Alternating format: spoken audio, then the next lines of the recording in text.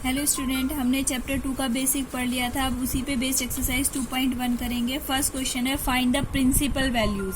आपको क्वेश्चंस दिए गए हैं और क्वेश्चंस में आपसे क्या कहा गया है कि इनकी प्रिंसिपल वैल्यूज निकालो। देखो, प्रिंसिपल वैल्यूज वो होती हैं जो हमारी जो रेंज होती है उसके अंदर जब लाई करती है उसको कहते हैं हम प्रिंसिपल वैल्यूज। देखो, जैसे फर्स्ट क्वेश्चन है हमारा साइन इनवर्स माइनस का 1/2।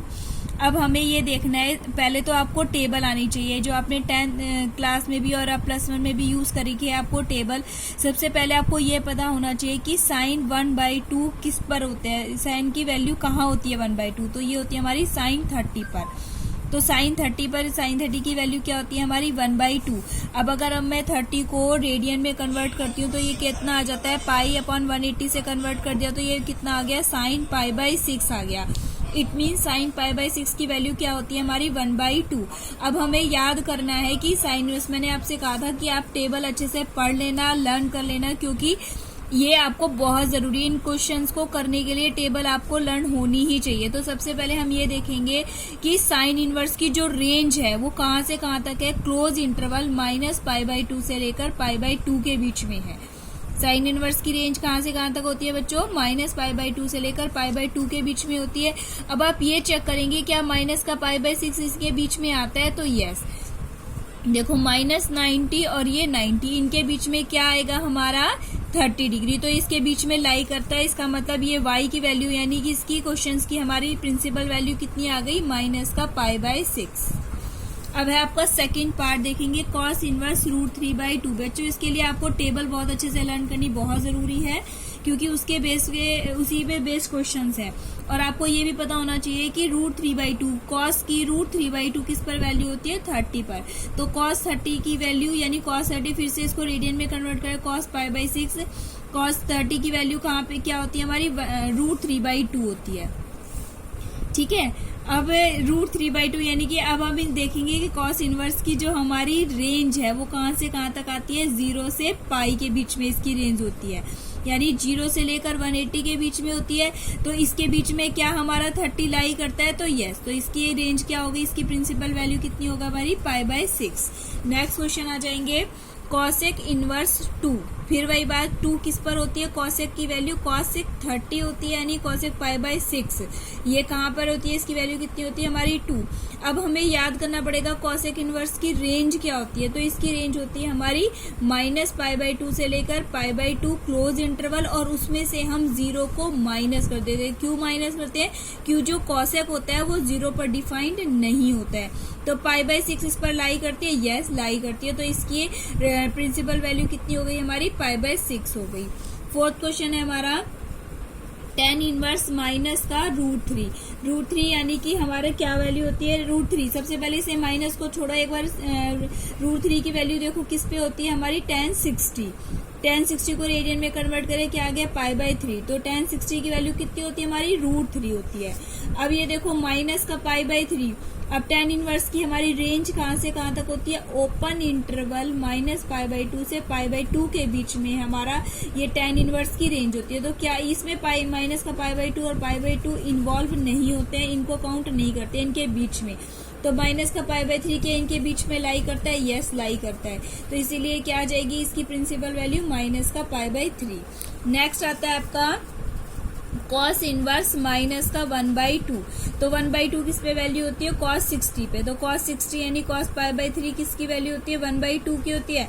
अब आप देखो क्या इसकी कॉस इनवर्स की रेंज क्या होती है हमारी, 0 से लेकर पाई के बीच में रेंज होती है। तो क्या माइनस का π/3 इनके बीच में लाई करता है, तो नहीं, it's not lie between 0 and pi, तो इसके बीच में लाई नहीं करता है। तो इस वाले क्वेश्चंस में हमें इसमें जब भी रेंज में लाई नहीं करते इसको पाई में से माइनस कर देते हैं। तो हम क्या करेंगे, कॉस इनवर्स, अब हम इसको क्या लिख सकते हैं, π/3 को क्या लिख सकते हैं, इसको कॉस पाई माइनस π/3, क्योंकि हमें पता है कॉस जो 180 होता है, देखो इसके अंदर क्या आता है, 1 पाई में से माइनस करेंगे 180, यानी सेकंड क्वाड्रेंट में आ जाएगा हमारा। तो सेकंड क्वाड्रेंट में कॉस हमारा किस में होता है, पॉजिटिव में। तो जहां पर भी आपका रेंज में लाई नहीं करेगा उसको कहाँ कर देंगे हम, पाई में से माइनस कर देंगे। तो ये कॉस पाई माइनस π/3 आ जाएगा। अब ये कॉस से कॉस हट जाएगा, अब ये 2π/3 आ जाएगा, कॉस से कॉस हट जाएगा हमारा, तो 2π/3 हो जाएगा हमारा।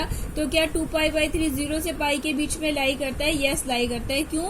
क्योंकि 2π/3 की वैल्यू कितनी होती है हमारी, देखेंगे 120 होती है। तो 120 इसके बीच में लाई करता है, तो यस लाई करता है। तो इसीलिए इसकी हमारी प्रिंसिपल वैल्यू क्या हो जाएगी cos इनवर्स 1/2 की 2π/3 हो जाएगी। अब हमारा है 6th क्वेश्चन, tan इनवर्स -1।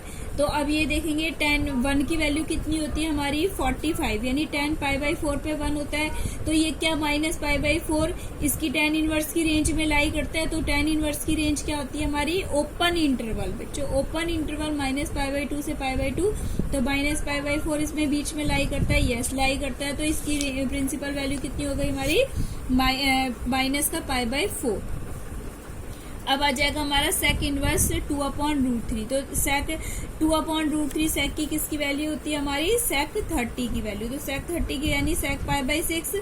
तो अब sec इनवर्स की रेंज क्या होती है हमारी 0 से पाई माइनस में π/2, यानी 0 से पाई में से π/2 माइनस करेंगे, क्योंकि sec जो है 90 पर नॉट डिफाइंड होता है। तो π/6 क्या इसमें लाई करता है? यस लाई करता है। 0 से 180 के बीच में 30 लाई करता है। तो इसकी प्रिंसिपल वैल्यू क्या होगी हमारी π/6।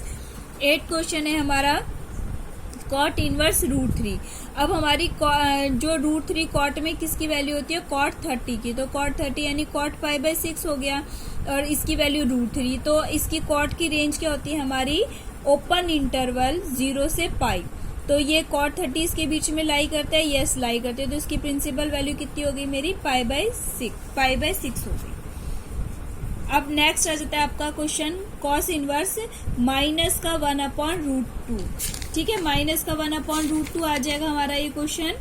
अब देखेंगे 1/√2 cos में किसकी वैल्यू होती है हमारी 45 की वैल्यू होती है। cos 45 कितना होता है हमारा 1/√2।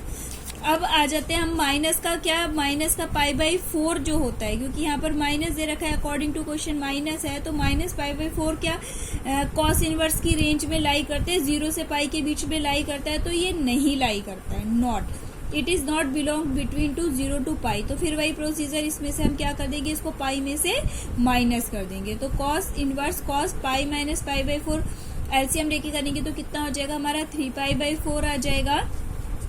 अब देखेंगे 3π/4 क्या 0 से 180 के बीच में लाई करता है हमारा। तो देखेंगे 3 × 180 अपॉन में 4 4 जा 16, कितने बच गए हमारे 2 4 5 जा 20, तो 3 5 जा 15, 3 4 जा 12 और 135। तो 135 0 से पाई के बीच में लाई करता है। तो यस, तो इसके क्या आ जाएगी प्रिंसिपल वैल्यू 3π/4 आ जाएगी। नेक्स्ट है हमारा कॉसेक इनवर्स माइनस का √2। तो ये √2 किस पे वैल्यू होती है कॉसेक की 45 पे होती है। तो कॉसेक π/4 यानी कि ये इसको रेडियन में कन्वर्ट किया, किस पे वैल्यू आती है कॉसेक 1/4 होती है √2। π/4 की वैल्यू √2 आ जाती है। अब देखेंगे क्या माइनस का π/4 इसकी रेंज कौन सी होती है कॉसेक इनवर्स की -π/2 से π/2 में से हम क्या माइनस कर देते हैं 0, क्योंकि 0 पे कॉसेक क्या होता है नॉट डिफाइंड होता है। तो क्या -π/4 इनके बीच में लाई करता है, तो यस लाई करता है इसके बीच में। तो इसकी प्रिंसिपल वैल्यू कितनी हो गई हमारी -π/4।